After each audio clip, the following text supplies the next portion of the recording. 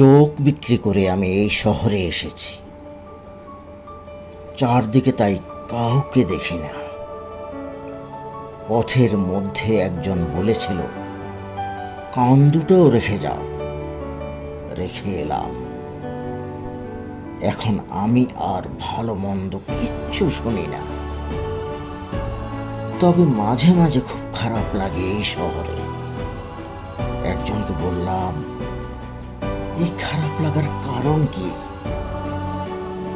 বললেন, বোকা ছেলে সব বিক্রি করেছ, বিবেকটা বিক্রি না করলে তো এমন হবেই।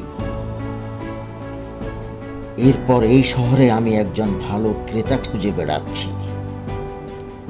কয়েকজনকে পেয়ে বললাম, একটা বিবেক ছিল, খুব কমে বেচতে চাই, নেবেন ভাই?